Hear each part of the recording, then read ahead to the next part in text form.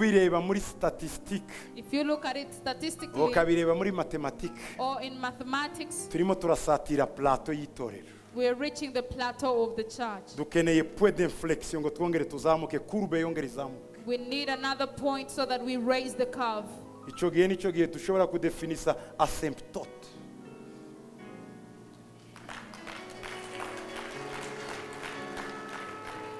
Muri mathématique, muri étude de fonction, icyo bita ngo ni dérivé seconde, dérivé ya kabiri. Muri dérivé seconde niho haba icyo bita point d'inflexion. Ni ukuvuga ko iyo courbe imeze gutya, mbere yuko courbe itangira kumanuka, aka kantu kaba point d'inflexion gatuma yamanuka cyangwa ikazamuka. Aha niho abakora muri mathématique dérivé ya kabiri iragora.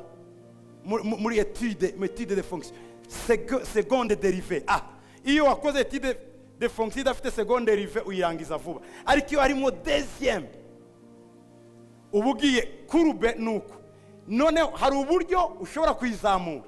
Niko ubuzima bw'umuntu bumera. Mbaho nagera imyaka 40 ngatangira kugondeka umugongo manuka kugeza 70 ngapfa, ariko hari ukuntu bibiri ivuga ngo abiringiye Uwiteka ngo bariyubura nk'ikizu. Nukuvuga ngo cyagiye tugiye kugondama, cyagiye tugiye kugondeka, haza kwiyubura tugasubira mu busore bwacu. Harya ho kwiyuburura niho bita point d'inflexion, hari iyo niyo seconde dérivée.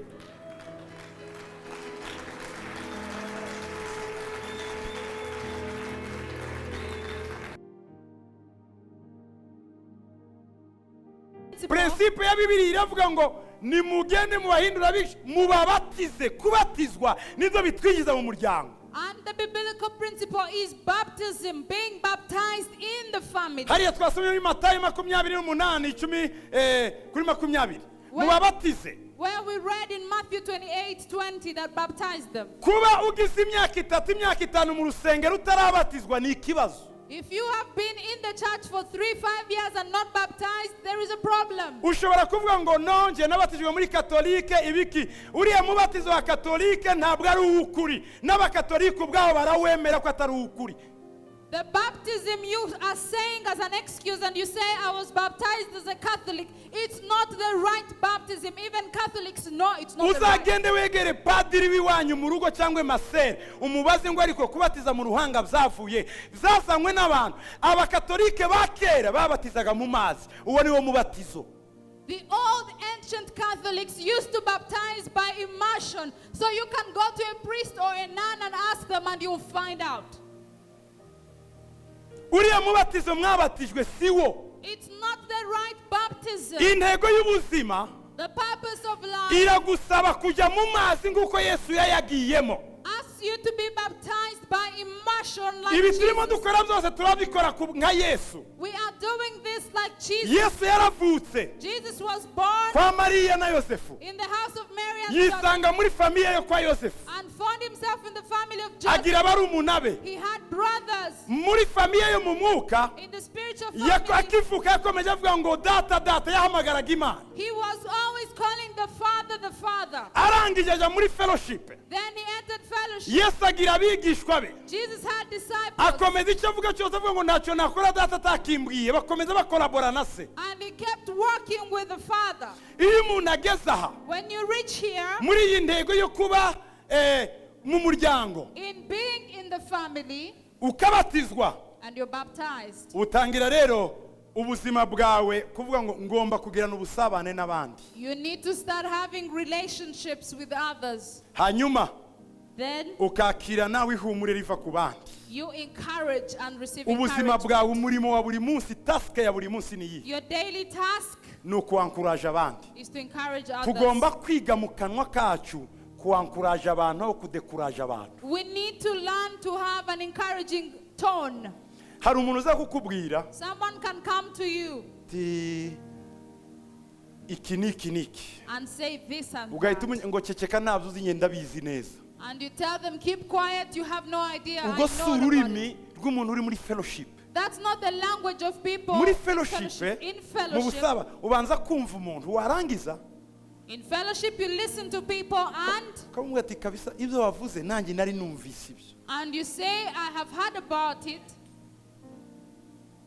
atariko hari icyo unyongereye nge ntari namenye. But you have given me a fresh idea. Wowe uzi kubivuga neza. You know how to say it Tukiga better. gusubizamo abantu imbaraga. We learn to encourage others. Ariko hari umuntu ubwira ngo But there are people you tell. umwana wo kwa Patrick Kamanzi yabaye wa mbere muri Kigali. You tell them the son of Patrick Kamanzi was the first in Kigali. Agahita ngo rega ngo ntibanishura minerevare ngo n'ubuntu bagiriwe. And then you say they don't pay school fees, it's just the grace, mercy. Ngewe icyo nakubwiraga nuko umwana we ari we wabaye wa mbere muri Kigali bya minerevare ku mashuri atishyuye sakazi kanya. Urabimbwira iki nturi umuwankuraja, turi umuntu wankuraje abantu. Banza ushima uvuge ngo umwana wa Patrick Imana ni igitangaza. Uzi ko Imana ari igejeje uriya mwana hariya. Ariko kuvuga ngo reka shango na minerevare ni data wacu yawishuriye ya mwana. Ibyo ntacyo uri wimukora. Ariko iyo wiyemeje ubuzima bufite intego ubwiyemeza muri fellowship kwiga kubana n'abandi. Ikibazo tugira ntituzi kubana n'abandi. The problem and challenge most of us have is that we don't know how to have good relationships with others. Someone will say something nice about somebody else and automatically you go negative about it. Icyo ngomba kwiyemeza umurimo wo gukora buri munsi. So my daily task, uretse kuzamura Imana hejuru, besides worshiping icya God, kabiri ni ukwiga igihe cyose gusubizamo abantu imbaraga. the second, I need to encourage others. Kirinda ikintu cyose gisubiza umuntu hasi. Avoid everything that puts people down, Ahubwo ngabo umuntu uzamura abantu bankuraje. but always encourage them. Niyo fellowship.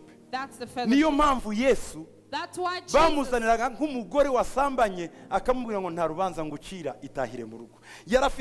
Yari muri fellowship ankuraje abantu. Jesus was always in the fellowship encouraging others. Iyo mvuye mu murimo mu ntego ya gatatu yo gusabana, When I come from the third purpose aha ni mu rusengero, here in the church, nono nigizwa muri nivo ya kabiri bita ngo nukwigishwa kuba umwigishwa. I enter the third level, which is discipleship. Bibiliya iravuga ngo The Bible says, ngo mugende mubahindurire kuba bigishwa. go and make them disciples. Abigishwa ni bande? Abadisipure. Who are the disciples? Ni umuntu wemera kurambika ibyo yarazi hasi byose akavuga ngo ngiye kwiga biriya bintu ntazi. Disciples are people who put everything they know down to learn new things. Ni umuntu wicara ku birenge by'umuntu They will sit at the feet of someone akigishwa. and be taught. Ubumenyi waruzi ukabuparitse iruhande. You put all the knowledge you had on the side. Ariko tugira abantu bazi byose. But we have people who are I Ugira ngo uvuge know. ikintu ngo icyo ndakizi. You tell them and they say I Wajya know ku that. kindi bati ngewe nanaramimenye kuva ejo bundi. You tell them something they don't. Kibagira umwanya wo kwigishwa nubwo babizi. They never accept to be taught. They always know Ubundi. it all.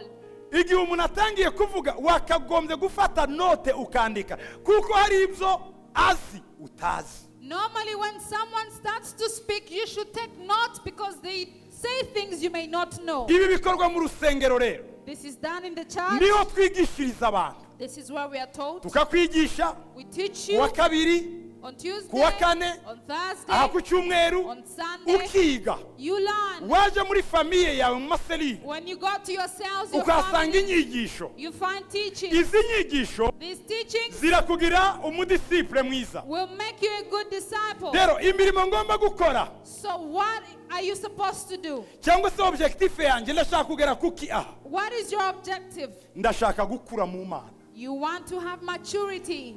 Donc maturité ni Imana isaba. Maturity in God. Dufite abakristo b'impinja. We have Christians who are always Niyo mpamvu babies. bakora ibintu bibi hanze. That's why they do bad things outside. Yaje mu muryango They came to the bamushyira family, mu busabane put in the fellowship, ariko akomeza ari uruhinja ntiyigishije. but he was never told. Remember, Abo ni bande? who are these? Ni abasenga ku cyumweru gusa. These who come on Sunday only.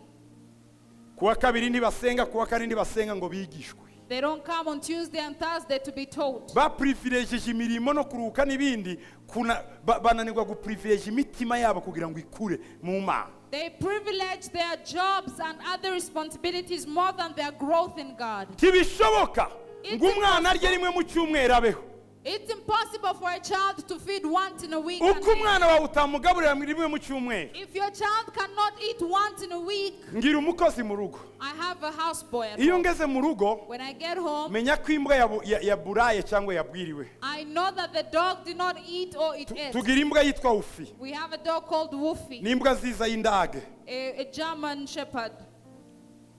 iyo imbonye when it sees me, igira ukundirira it has a way it kamenya cries ko out, ishonje. and I know it's ariko iyo hungry. ihaze But when it's igira full, uburyo inkinisha. it has a way it plays namaze with me. kubyiga narabimenye. I have known it. ngira umukozi mu rugo rero, So I have a houseboy. ndamubaza wufi yariye? I always ask him, did Wolfie eat? ngo yariye. He says it ate. namara kwicara neza muri salo, When I eat, I sit in the sitting Kamuhamagara. room, I call him. harya wufi yariye ryari? And I asked him, when did Wolfie eat? ngo ejo mu ijoro. He said, yesterday night. wumve, Listen, imbwa yabwiriwe it spent the whole igiye day, kuburara, and it's going to spend the we night. muri we ngo yayigaburiye ejo mu ijoro. Because he fed it the other night. irarira nk'umuntu nkabyumva, iraza igahogora iyo ingeze imbere. When it comes to me, it cries out.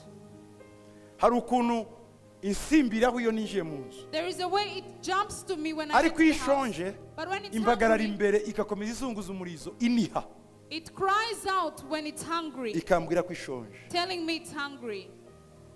kubera ko nabimenye narabimweretse, So I've showed him because I know it. noneho rimwe akayireka. Some days he will leave it. haba nka mu ijoro, In the night, imbwa yariye, I ask him, ngo did you yariye. finish? He says yes. harya yariye ryari? When? ngo saa sita. He says at ubwo turi lunch. saa tatu z'ijoro. And it's at 9. kamujyana mu gikoni, I take him to the kamubwira wewe kitchen. wariye saa ngapi uyu munsi? I tell him, when did you eat? nariye saa sita. I ate at aya lunch. masahani ubu ngubu atarozwa ninde wayariyeho? Who ate on these plates? ninjye wariye. He says, wariye I ate ryari? when? mu kanya. Shortly wowe ago. kuriye kabiri, kuki utekereza ko ufirya rimwe? You ate, ibyo ndabimwigisha. you ate twice. Why do you think Wolfie should eat once? ngo reka njye kuyigaburira. So he says, I'm going to feed it. iyo wigishijwe rimwe gusa mu cyumweru ntitugufite. If you only come here once in a week, we might as well not have you. ntibishoboka ngo uzige gusa isaha imwe n'igice rimwe mu cyumweru ngo uzavemo umuntu matire. You can't study only once in a week for 1 hour and a half. objective yawe ni ugukura mu mana, Your objective is maturity kuko intego yawe ni ukuba umwigishwa. because you need to be a disciple. iyo mvuye mu bwigishwa nako umurimo ngomba gukora aha, What I cyangwa have, se ubuzima bwanjye ngomba kubutwara gute? how should I live my life? igihe ntangiye gukura mu mana When I'm maturing in God, biyafekita uburyo ngenda, it affects my walk, imyitwarire yanjye ya buri munsi, my daily walk, uko ngenda how I walk. abantu babona ko ndi matire. People see that I'm iyo mature. umuntu ari umwana mu mwuka, When someone is niyo mature umuntu in akuze the mu mwuka spirit, urababona and when someone else is mature, you see uburyo basubiza n'uburyo bavuga. their answers. iyo principe nyikura Where do I get this principle? hariya dusomeye muri Matayo ngo mugende mubigishe kwitondera ibyo nababwiye byose, make them to obey all my command. mugende mubahindure babashe kumvira ibyo nabigishe byose. Go and change them, teach them to obey what I have commanded you. icyo gihe Then, niki ngomba gukora mu buzima? what should I do in life? ngomba gukomeza abandi gukura, I need to edify others. kuko iyo maze kuba matire Because when I'm mature, ngenda mbyutsa abaguye. I C'est ça, edify. edification. I edify iyo others. nsanze ahandi ikintu kidateye neza, When something is not right, sintegereza ngo ubwo ndi protokole izi ndabo ndaza nkazitunganya nkikomereza. I come and J'ai- put everything j'ai in order. grandi. J'ai la I'm mature. maturité. I am mature. iyo banyicaje iri inyuma nashakaga imbere, ndabihorera nkicara inyuma nezerewe kuko ndi matire. nicara hariya nicara aha ndumva ijambo ry'Imana. When, donc j'ai la maturité. when I have the maturity in God, I don't care where they sit me, whether in the back or the front. I really don't care because I am here for the word. ni ukuvuga ngo ubuzima bwanjye taske imirimo ngomba gukora buri munsi niyo gushigikira abantu, So my task is to edify others. kubaka abantu, How do I edify kuko others? nanjye ndimo niyubaka. Because I'm edifying myself. mumenye ko You need to know umuntu arinda apfa akikiga. that you die when you're still niyo studying. mpamvu turi abadisipure b'igihe cyose. That's why we're always disciples. iyo mvuye muri uru rwego From this level, njya mu rwego rwa kane, I enter the fourth. njya mu rwego rwa serivisi, gukora. intego yanjye ni intego yo gukora serivisi. My purpose then becomes service. bivuga iki? What does it mean? iyo uri mu rusengero When you're in the church tumaze kubona warakuze and we see that you are nicyo gihe mature, utangira gukora imirimo yo mu rusengero, you start working in the church. gukoza mu rusengero, You will mop the kuba church. protokole, You'll be an usher. guturisha, You will collect guhanagura intebe, offerings. You clean the gushyiraho chairs. amarido. You put the Ibi byose curtains. byakagombye gukora umuntu ugeze ku rwego rwa 4. This should be done by the person in the 4th level. iyo umuntu ataciyangwa agera, When you haven't gone through these levels, akomeretsa abantu mu rusengero aho kubabera umugisha, you offend people in the church instead of being a blessing kuko ni umwana. because you're still immature. Umwana yaba uwawe ataba uwawe, iyo umufashe akwitumaho. A Waba uri nyina utaba uri nyina, niko umwana amera. Children who Ntagira isoni ngo uyu si mama, arituma ukiyaranja, c'est tout. Ni umwana. children, whether you're the mother or not, they can't control their needs. If they have to poop, they will poop. Niyo mpamvu nyina w'umwana ajyana pamperisi aho aciye hose, kuko ntabazi ikiri bube mu mwanya. Umwanya ntamusaba permission. Asa mu birori hagati abantu banezerewe, umwana ngo prrrr, akikomereza, ubuzima bugakomeza, ntacyo bimubwiye. Gukoresha abana mu murimo w'Imana niyo mpamvu birirwa babanera buri munsi. They will always, the mothers will always carry pampers wherever they go because children don't care whether it's a party or not, they will poop. That's what happens in ministry when you work with babies, they poop wherever they Uyu are. rero This one, iyo atangiye gukora hanze, when they start working outside, atarise gukora mu rusengero, before they learn to work in the church, kuko uyu because this one, amaze kuba matire. he's mature, yes, Ikigaragaza ko hanze azabishobora nuko tumuha akazi hano. but for us to know that he will make it outside, he needs to have a task in the Uyu church. muntu ni umulisansi He has a degree, cyangwa ni umudokiteri, or he's a doctor, arubashwe, he's respected. ariko iyo ageze mu rusengero But when he comes to yakagombye church, kwiga gukubura, he should learn how to kuko do arimo that. arwanya ubwibone bumurimo. Because Iyo niyo fighting. serivisi, gukorera abandi. He's fighting the pride in his life, service for others. Agomba kwiyemeza mu buzima bwe They should purpose in their life gukorera abandi. to serve Nihe others. babikorera ni mu rusengero, niho babyigira. It is done in the church. Ndagira ngo uwiga kogosha yakigiye ku mutwe wa se, kuko umunsi wa mbere iyo yogoshe se nabi ntacyo amutwara, ariko iyo wogoshe umukiriya nabi urishura. I Ni think ukuvuga ngo umwana utangira kubikorera nabi yagahereye mu rusengero kugeza ubwo azajya hanze akabikora neza. Naho tw'abantu tubohereza hanze gukora imirimo bagakora amakosa, tugasigara tuburana ngo uriya ni umukristo wacu ariko yaraguye niki, kuko twohereje urukinja rurimo pamperisi, twarekomanze pamperisi hanze, ntitwarekomanze umuntu matire tuzi ko yigishijwe. Umuntu agomba kwigishwa tukabona gutanga rekomandasiyo ngo turamwizeye kuko ari matire. Iyo umaze kuba matire, wize, ufite ibyibanze, icyo gihe utangira gukora serivisi. Ubwinshi bw'imyaka it's not about how long. nibwo budefinisa ubuzima bwawe. Kumenya intego n'ibyo wakoze muri iyi myaka nibyo bikuranga. Muri Yohana 10:9, In John 10 verse 9, umva uko Bibiliya ivuga listen to what the Bible says. ngo ni ngerembo, That I'm the door. ngo umuntu niyinjira When one comes through me, azakizwa. they will be saved. Ni ukuvuga ngo It means ubuzima bwawe butangira kuba ubuzima umunsi wamenye Yesu. your life begins when you know Jesus. Indi minsi yose Other days, wari hirya y'irembo. you were just far from the door. Ntuzabona umuntu ngo afite inzu, ngo afite amamodoka, iyo adakijijwe yatakaje intego y'ubuzima.